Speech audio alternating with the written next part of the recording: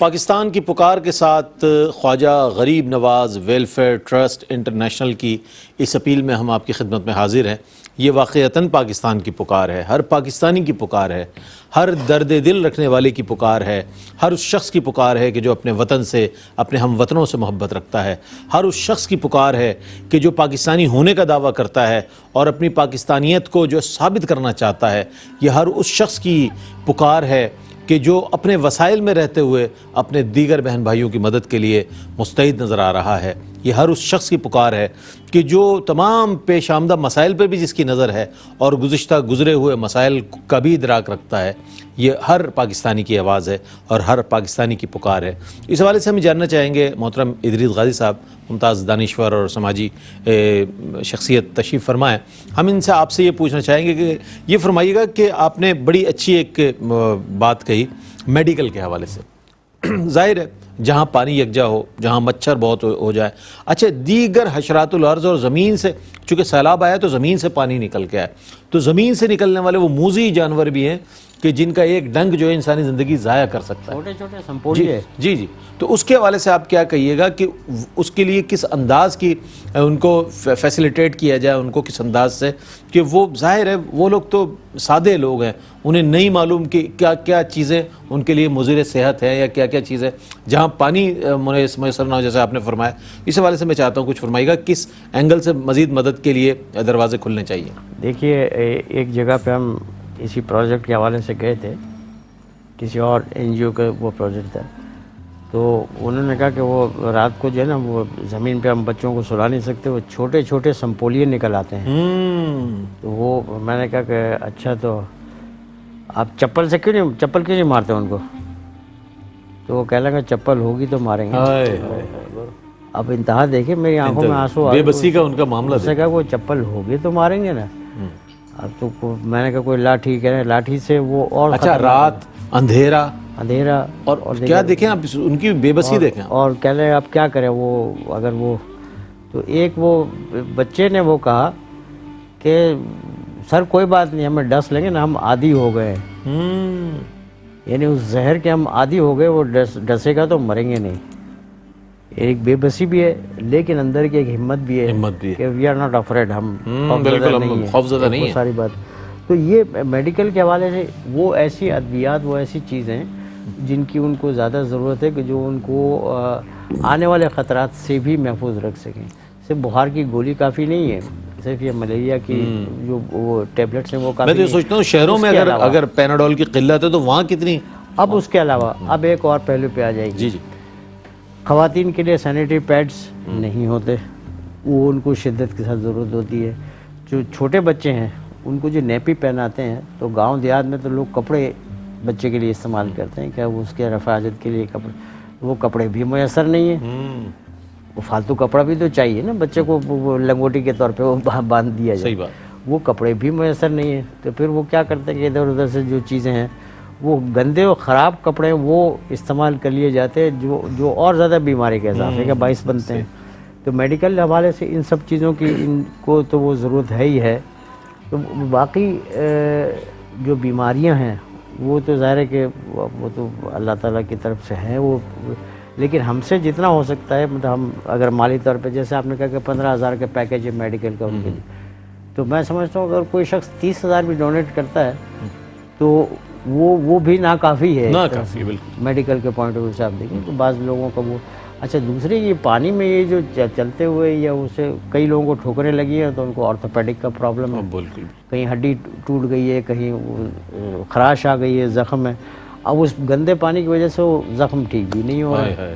تو وہ اب کریں تو کیا کریں۔ اب جب کسی خشک جگہ پہ آ کے وہ سیٹل ہو جاتے ہیں کسی کیمپ میں یا کسی اور جگہ پہ، تو وہاں پہ وہ اس کا جب تک اس کو زخم کو ڈھکا نہیں جائے گا تب تک وہ زخم ٹھیک نہیں ہوگا، اور اس کا جو ٹریٹمنٹ ہے اس کو جو ٹنکچر چاہیے، جو دیگر اس کے ڈیٹول وغیرہ کی جو چیزیں چاہیے وہ میسر نہیں ہوں گی، تو وہ کیسے علاج ہوگا۔ تو لوگوں کا صرف یہ مسئلہ نہیں کہ آپ ان کو روٹی پہنچا دیں، کھانا پہنچا دیں، ان کے ساتھ یہ دیگر مسائل ہیں جو زیادہ شدید ہیں، جس کی وجہ سے وہ زیادہ پریشانی کا شکار ہیں۔ لیکن میں نے دیکھا کہ یہ جیسے آپ کے پیچھے بالکل میں دیکھ رہا ہوں ایک تصویر ہے جس میں بچہ مسکرا رہا ہے. وہ مسکراہٹ کیوں اچھا دونوں مسکرا رہے ہیں؟ دونوں کیوں مسکرا رہے ہیں؟ کیوں مسکرا رہے ہیں؟ ان کو گھر کی کچھ ضروری چیزیں میسر آ گئی. یہ KGN کی طرف سے جو گھر بھی کیا ہے، وہ چٹائی ہے، وہ دیوار ہے، چٹائی دیوار ہے، اور اوپر چھال کا انہوں نے کوئی چھت بنائی ہوئی ہوگی بس. لیکن ایک چیز گھر کی ضروری چیزیں اگر پلیٹیں کھانے کے لیے یا چاول یا آٹا اگر ان کو میسر آ جاتا ہے تو ان کے چہرے پہ ایک جو خوشی ہے جو وہ ہے اس کا کوئی مول نہیں ہے. اللہ، ساری بنیادی چیزیں ساری وہاں سے صحیح کہا. تو یہ کچھ بنیادی چیزیں جن کا ہمیں میڈیکل کو خاص طور پہ میں نے وزٹ کیا ہے، دیکھا ہے، تو وہ ان کو بہت زیادہ مدد کی ضرورت ہے. کھانے پینے کی تو خیر وہ چلی رہے، لیکن طبی حوالوں سے جو سہولیات ہیں. ہمارے ساتھ کچھ یار دوست ہیں جو ڈاکٹرز ہیں، وہ ٹریٹمنٹ کے لیے وہ گئے تھے، لیکن ظاہر ہے کہ وہ کتنی دیر وہاں ٹھہر سکتے ہیں؟ 1 گھنٹہ 2 گھنٹہ 4 گھنٹے سروس دے سکتے ہیں وہ.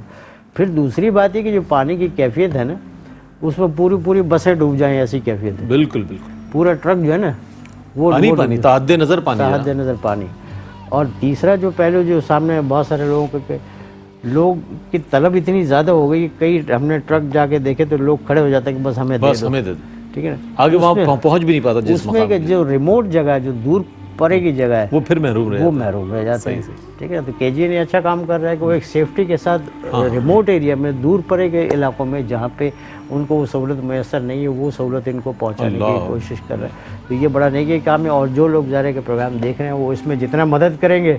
وہ اس نیکی میں اتنے ہی حصے دار ہوں. بالکل صحیح کہا آپ نے. اور یہ تمام اینگل اور ان تمام زاویوں پر بات کرنے کی ضرورت اس لیے ہے کہ آپ ظاہر ہے کسی نہ کسی گوشے کے حوالے سے آپ کے اندر ہمدردی پیدا ہوگی. اپنے بہن بھائیوں کی مدد کے لیے آپ کچھ نہ کچھ ضرور جو ہے اپنا تعاون پیش کریں گے، اور یہ ہونا بھی چاہیے. میں یہ دیکھتا ہوں، ہم نے 2009 میں اس کا آغاز کیا، مطلب کراچی سے بہادر آباد میں پبلک میں جا کر ہم نے جب اس کے لیے ایک سلسلے میں ہم نے جب ڈونیشن کیا تو ہمیں اندازہ ہوا کہ لوگ، یہ کراچی کی میں بات کر رہا ہوں، لیکن جب یہ اندرون سندھ کی طرف جانا ہوا اور وہاں پر جب بقرعید میں گوشت کی تقسیم ہوئی، اس کے علاوہ جب واٹر پمپ لگے، جب اس کے علاوہ گھر بنے، اس کے علاوہ اور دیگر چیزیں، اس غریب کے چہرے پر، جو اس ضرورت مند کے چہرے پر جو خوشی تھی، جیسے یہ بچے مسکرا رہے ہیں، آپ فوٹیج میں دیکھ رہے ہیں، ان لوگوں کے چہروں پر جو مسکراہٹ تھی اس کو لینے کے بعد، آپ یقین جانیے کہ وہ ایسی تھی کہ جس کا کوئی دنیا کی چیز نعم البدل نہیں ہو سکتی. ان کے چہرے کی خوشی، ان کے دل کی خوشی. اور اگر وہ اس دل کے ساتھ اللہ کی بارگاہ میں آپ کے لیے دعاؤں کے لیے ہاتھ اٹھا دیں، اس دل کے ساتھ اگر وہ کہیں یا اللہ اس کے تو بھلا کر دے کہ جس نے ہماری اس حال میں مدد کی ہے، تو کتنی بڑی بات ہوگی کہ اس ایک شخص جو مصیبت میں ہے اس کے آپ کام آ رہے ہیں، آپ کا کچھ حصہ آپ کے مال کا کام آ رہا ہے، اور وہ اللہ کی بارگاہ میں دعا کر رہا ہے. تو اس شخص کی دعا کہاں جاتی ہے اور کس طرح مستجاب ہوتی ہے اللہ کی بارگاہ میں، نہ اس کا اندازہ آپ کر سکتے ہیں نہ میں کر سکتا ہوں. دوسری بات، اب چونکہ سردی کی آمد ہے، موسم سرما آ رہا ہے، اس میں ہم اپنے کمروں میں بہت پروٹیکشن کرتے ہیں، انسیکٹ کلر اسپرے کر دیتے ہیں جناب، یہ کر دیتے ہیں، نیٹ لگا دیتے ہیں، سب کر لیتے ہیں. اس کے باوجود بھی کہیں نہ کہیں سے کوئی نہ کوئی مچھر جو ہے ضرور آ جاتا ہے. اب ان لوگوں کا حال دیکھیں کہ جہاں کھلی زمین ہے، جہاں پانی جمع ہے بہت ساری جگہوں پر، جہاں پر مچھر بھی ہیں، جہاں پر ٹینٹ بھی نہیں ہے، جہاں پر ان کی رہائش کے لیے مناسب جگہ بھی نہیں ہے، اور مچھر کے روکنے کو تو چھوڑے، بندے کے رکنے کی جگہ جہاں پر مناسب نہیں ہے، تو وہاں پر ان بیماریوں کا کیا حال ہوگا؟ سردی سے کیسے بچاؤ ہوگا؟ کس طرح اس کھلے میدان کی سردی کو وہ برداشت کریں گے؟ ذرا تصور کریں، اپنے خیال میں اس بات کو لے کر آئیں، امیجن کریں تو آپ کو اندازہ ہوگا کہ کس قدر مشکل کا شکار ہے ہمارے بہن بھائی، کہ جن کی مدد کے لیے آپ سے اپیل کی جا رہی ہے. تو زیادہ سے زیادہ کثرت کے ساتھ کوشش کریں کہ جتنا ممکن ہو آپ اس میں تعاون کریں. ہمارے آن لائن جو ہے اس پر ٹیلی فون پر لائن بات کر کے آپ اپنے تعاون کا یقین دلائیں، تاکہ کسی نہ کسی طرح، اور یہ سب سے ٹرانسپیرنٹ طریقہ ہے، بتاؤں میں آپ کو، میں اس لیے نہیں کہ میں اس ادارے سے وابستہ ہوں، اس سے ARY نیٹ ورک سے وابستہ ہوں اس لیے بات کر رہا ہوں. میں نے اپنی آنکھوں سے دیکھا، میں بتا رہا ہوں آپ کو، 2009 سے اب تک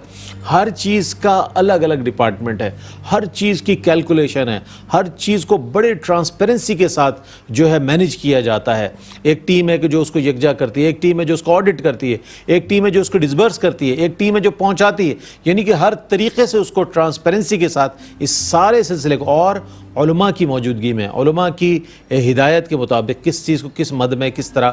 دیا گیا ہے یہ مال اور کس طرح خرچ کرنا ہے، تو یہ چیز جو ہے نا کوئی بھی این جی او آپ کو فراہم نہیں کرے گی. جو جس انداز میں کے جی این آپ کو فیسیلیٹیٹ کر رہا ہے، جس طریقے سے آپ کے مال کو، آپ کے دیے ہوئے عطیے کو ان غریب اور مستحق افراد تک پہنچا رہا ہے، میرا نہیں خیال ہے کہ کوئی اور این جی او اس انداز میں، اس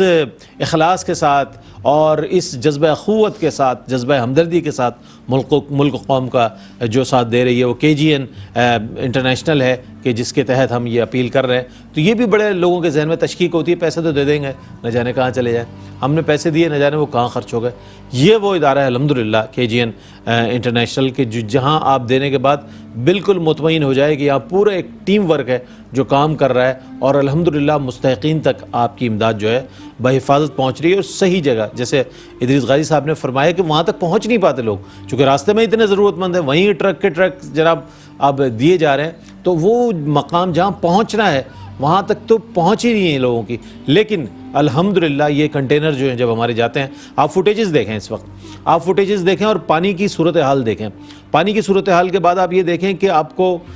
ہر چیز نظر آ رہی ہوگی، پانی تا حد نظر آ رہا ہے. آپ کو یہ اناج کی تقسیم جس انداز میں ہمارے والنٹیئرز جو ہے، یہ بلو کلر کی ان کی ٹی شرٹس ہیں، اس پر ہمارا مونوگرام بھی لگا ہوا ہے کے جی این کا. دیکھیں کس انداز میں یہ چیزوں کو لے کر جا رہے ہیں، اور ان کے اپنی ایک خوشی میں نے دیکھی ہے. آپ بلیو کریں، یہ جو ہمارے نہیں پہنچ رہا نا، وہ کشتی کے ذریعے تو ہمارے والنٹیئرز کی ادریس بھائی جو خوشی ہوتی ہے وہاں پہنچانے کی اور ان لوگوں تک یہ سامان پہنچا کر وہ جو خوش ہوتے ہیں، پہنچانے والوں کی خوشی اور جہاں پہنچ رہا ہے یہ سامان ان کی خوشی، یہ بہت بڑا ایک نیکی کا جذبہ ہے، بہت ایک میں سمجھتا ہوں قابل تحسین عمل ہے اور لائق تقلید بھی ہے ہم سب کے لیے، کہ ہمیں بھی اس کو پیش نظر رکھتے ہوئے ہمیں بھی اپنا پورے طور پر اس کے اندر مستعدی کے ساتھ اس میں حصہ لینا چاہیے. اب کیا فرمائیے گا مفتی صاحب، اب چونکہ ظاہر ہے سردی کی بھی آمد ہے اور میڈیکل کے حوالے سے بھی بات ہوئی، اور ان کے لیے ظاہر ہے گھر تو ضروری ہے ہی، لیکن اس کے ساتھ ساتھ وہ کھلے میدان کی سردی ہے، اور عموماً ہم نے دیکھا ہے ہم کسی فلائٹ میں ہو گھر میں ہو سردی کم ہوتی ہے، لیکن کھلی جگہ پر بہت زیادہ سردی کی شدت ہوتی ہے. کیا فرمائیے گا؟ اس میں جب 2005 میں زلزلہ آیا تھا کشمیر اور شمالی علاقہ جات میں، تو اس وقت ہمارا علاقہ بھی چونکہ اس سے متاثر تھا، کشمیر میں ہم نے یہ ساری چیزیں بہت قریب سے دیکھی، اور اس سارے غالباً آپ نے تو اس کے بعد وزٹ بھی کیا تھا وہاں کا اس ایریا کا، اس کے فوراً بعد 10-15 دن بعد، تو وہاں کھلے ٹینٹ میں زندگی گزارنا، اور وہ پھر سردیوں کا موسم تھا، انتہا درجے کی کشمیر میں سردی، اور یہی سردی کی پوزیشن ہوتی ہے ہمارے جو اس طرح کے علاقے ہیں، پنجاب ہے، بلوچستان کی سردی، تو وہ وہاں کی سردی ہمارے پاس آتی ہے تو اتنی ہمیں لگتی ہے. تو ہم تصور کریں کہ اگر خدا نہ خواستہ کبھی زندگی میں ہمارے ساتھ، یعنی ہم ان سیلاب زدگان کی جگہ اپنے آپ کو رکھ کر سوچیں کہ اگر میرے ساتھ کبھی یہ پوزیشن ہو، یہ کیفیت ہو کہ میرے سر پر کوئی چھت نہیں ہے سوائے وہ ٹینٹ کے، اور ٹینٹ بھی سردی کو روکنے کے لیے کافی نہیں ہوتا، یعنی ہماری ہم گھر میں ہیٹر میں لگاتے ہیں، کمبل اعلیٰ سے اعلیٰ وہ استعمال کرتے ہیں، ہر طرح کے وہ اس سے جو تقاضے وہ پورے کرتے ہیں، اس کے باوجود سردی ہمیں محسوس ہو رہی ہوتی ہے. تو ان کا تصور کریں کہ ان کے پاس کمبل ومبل نہیں ہے کوئی، ان کے پاس اور جناب ہمارا گیزر ہوتا ہے، ہمیں گرم پانی مل جاتا ہے، ہر چیز ہمارے پاس ہماری ضرورت کی موجود ہوتی ہے. ان کے پاس کیا ہے اس وقت؟ کچھ بھی موجود نہیں، یعنی جن کے لیے 2 وقت کی روزی روٹی پوری کرنا مشکل ہے، اگر خدا نخواستہ بیمار ہو جائیں تو اس سے علاج کے لیے ان کے پاس کوئی اسباب نہیں ہے، اور دور دور تک اس طرح کوئی. ابھی چند دن پہلے بلوچستان میں ہم نے خزدار کے علاقے میں ایک فلائی جو کام تھا، تو وہ راشن کی تقسیم کا معاملہ کیا، تو وہ وہاں کے دوست بتا رہے ہیں کہ ایسے درجنوں لوگ راشن لینے کے لیے آئے کہ جو 1.5 گھنٹہ تقریباً پیدل چل کے آئے، اور 1.5 گھنٹہ واپس پیدل چل کے جائیں گے وہاں ان علاقوں میں کہ جہاں یہ پوزیشن ہے اور انتہا درجے کی سردی ہے، ابھی سے ہی وہاں سردی شروع ہو چکی ہے. تو اس لیے ہم تصور کریں کہ اگر اس کیفیت میں ہم کسی کے ساتھ نہیں کھڑے ہوں گے تو اس سے زیادہ مشکل ترین مرحلہ کیا ہوگا. یعنی اس سے زیادہ تو سنگینی اور پھر دل کی سختی اور شکاوت اس سے زیادہ نہیں ہو سکتی کہ ہم بالکل اپنی زندگی میں مگن رہیں، اپنی آسائشوں میں گم رہیں، اور اپنے جو قرب و جوار میں اس طرح کا ایک دکھ کا ایک سما ہے، تکلیف کی ایک جو کیفیت ہے، اس کا مداوع ہماری طرف سے نہ ہو. ہم اگر کچھ بھی کر سکتے ہیں، آپ صلی اللہ علیہ وسلم نے تاکید فرمائی نا کہ اگر بکری کا جو کھر ہے، معمولی سی چیز ہے نا، اس کو ہمارے یہاں چھوڑ دیتے ہیں، پھینک دیتے ہیں، فرمایا کہ اتنی مقدار میں بھی اگر صدقہ کرنے کی تمہاری استطاعت ہے تو تم اسے پیچھے نہ ہٹو. بالکل، یعنی اگر معمولی بھی صدقہ کر سکتے ہیں اور کوئی بھی چیز اگر ہماری طرف سے جائے گی تو اللہ کی بارگاہ میں تو نیت ہے. بالکل. وہ اس چیز کا حجم نہیں دیکھا جائے گا, سائز نہیں دیکھا جائے گا کہ اس نے کتنی مقدار میں وہ چیز پیش کی ہے, بلکہ خلوص نیت کے ساتھ اگر کسی بھی طور پر ہم ان کی مدد کریں گے تو اللہ رب العالمین اس کا صلہ عطا فرمائے گا. اور ان کی دعاؤں کا اللہ رب العالمین ہمیں جو ایک سلسلہ اس میں ہمیں بھی شامل فرمائے گا. اور ہماری آنے والی زندگی میں جس طرح صدقات ہے نا, تو صدقات کے متعلق حضور نے فرمایا نا کہ تم اگر پریشانی سے بچنا چاہتے ہو, بلاؤں سے بچنا چاہتے ہو, کاروبار میں نقصان سے بچنا چاہتے ہو, عمر میں برکت چاہتے ہو, رزق میں برکت چاہتے ہو, ان ساری چیزوں کا جو ایک انسان خواہش کرتا ہے کہ اس کے ساتھ ایسا ہی معاملہ کیا جائے, حضور نے طریقہ بیان فرمایا کہ تم صدقات کرو, اللہ تعالیٰ تمہاری عمر میں بھی برکت عطا فرمائے گا, رزق میں بھی برکت عطا فرمائے گا, اور اجر و ثواب کا معاملہ وہ الگ ہے. تو اگر ہم اس طرح کی مصیبتوں سے, آفات سے بچنا چاہتے ہیں, اور اگر یہ توقع کرتے ہیں کہ قدرت کی طرف سے ہمارے ساتھ یہ احسان کا معاملہ کیا جائے, تو اس کو حاصل کرنے کا طریقہ یہی ہے جس قدر ممکن ہو ہم آگے بڑھیں, خود بھی آگے بڑھیں. اور یہ جو ہم یہاں سے پیغام دے رہے ہیں, آپ کے پاس بھی ایک پیغام امانت ہے. آپ نے اگر اپنے مسلمان بھائیوں کے اس دکھ کا احساس کیا ہے تو اس احساس کو مزید بیدار کرنے کی کوشش کریں. صحیح بات. جو لوگ کچھ کر سکتے ہیں ان تک آواز پہنچائیں. اگر آپ کی وجہ سے کوئی اس کار خیر سے جڑتا ہے, جتنے افراد جڑیں گے, جس طرح حضور نے فرمایا کہ الدال علی الخیر کفاعلی, کہ نیکی کے کام پر دلالت کرنے والا, رہنمائی کرنے والا, وہ اسی کی طرح ہے جیسے اس نے خود کام کیا. تو اللہ تعالیٰ ان سب کی مجموعی تعداد کے برابر آپ کو بھی اجر عطا فرمائے. بہت اچھی بات, بہت اچھی بات ہے. آئیے شامل کرتے ہیں نعت رسول مقبول صلی اللہ علیہ وآلہ وسلم. پیش کریں گے سید انس کریمی. آئیے ہم سب حضور کی بارگاہ میں پہلے درود شریف پڑھ لیں. اللہم صلی علی سیدنا و مولانا محمد وعلی آل سیدنا و مولانا محمد مبارک وسلم. شیر گلشن کون دیکھے, دشت طیبہ چھوڑ کر سوئے جنت کون جائے, در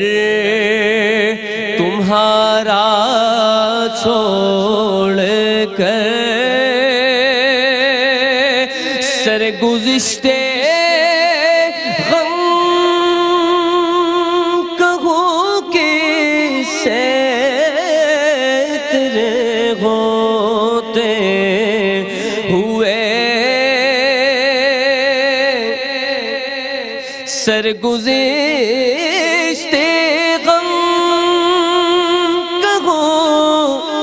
کس سے تیرے ہوتے ہوئے, کس کے در پہ جاؤں, تیرا آستانہ چھوڑ کر کس کے در پہ جاؤں, تیرا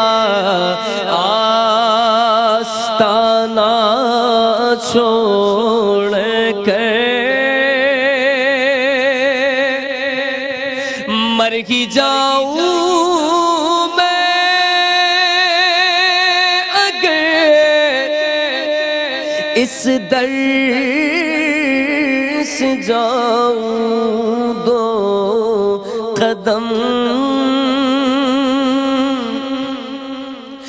مر ہی جاؤں میں اگر اس در سے جاؤں, دو قدم کیا بچے بیمار غم, قرب مسیحا چھوڑ کر کیا بچے بیمار غم, قرب مسیحا چھوڑ کر بے لقائے یار ان کو چین جاتا اگر بار بار آتے نہ یوں جبریل سدرا چھوڑ کر بار بار آتے نہ یوں جبریل سدرا چھوڑ کر اور مر کے جیتے ہیں جو ان کے در پہ جاتے ہیں حسن جی کے مرتے ہیں جو آتے ہیں مدینہ چھوڑ کر جی کے مرتے ہیں جو آتے ہیں مدینہ چھوڑ کر سوئے جنت کون جائے در تمہارا چھوڑ کر